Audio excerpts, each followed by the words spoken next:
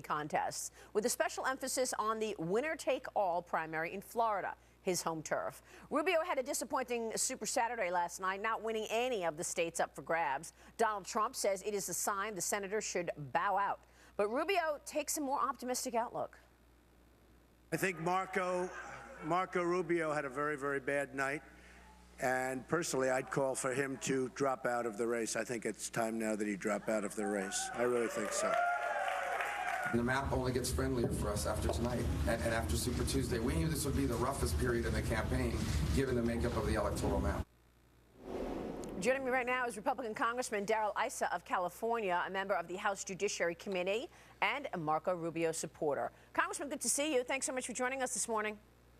Well, thanks for having me on. And it is interesting that Donald Trump didn't mention he had a bad night, one in which he got less delegates than Cruz, and quite frankly, only won 2 out of 4 states. Yeah, well, that's a fair point. And I think now, you know, Newt Gingrich just said Ted Cruz went into this race being the least desirable, certainly from the GOP's standpoint, and he's ending up possibly being the establishment. Could you see yourself switching over to Ted Cruz and being his supporter?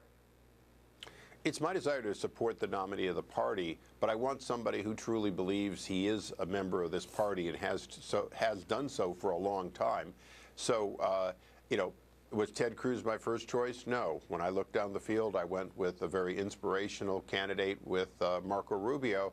And I still believe that if we go to a brokered convention, and you know, you have all the ifs, if, of course, he wins his home state, as we fully expect he will, and we go to a brokered convention, it's almost the Abraham Lincoln situation over again.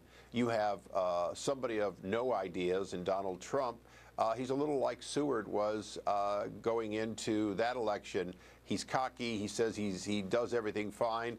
But at the end of the day, on the House floor, individual delegates, people will ask the question of, if not on the first round, Trump, then who is their second choice? And if you talk to people, and as I know you do around the country, Rubio's almost always in that top 2, even if he isn't the #1 choice from a particular person. Yeah, I think that's a great analysis. But, I mean, what does a brokered convention do for the perception of the party going into the general election?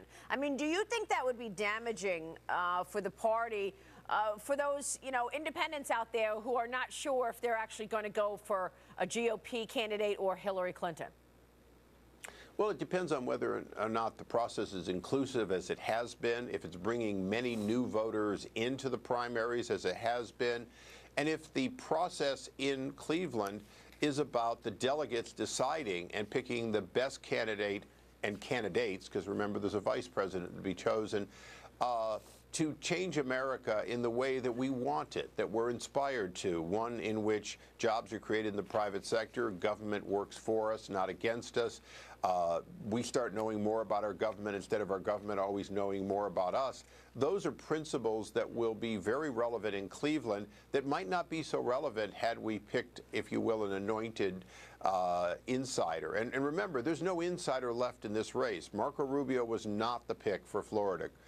Cruz was not the pick for Texas, and Governor Kasich has been out of the mainstream, if you will, of Washington life for a long time, and Trump isn't necessarily even a Republican. So at this point, the nominee of the party will likely be somebody who very much is sort of a Ronald Reagan outsider or even greater. Yeah, really fascinating what's going on, Congressman. It's just been amazing to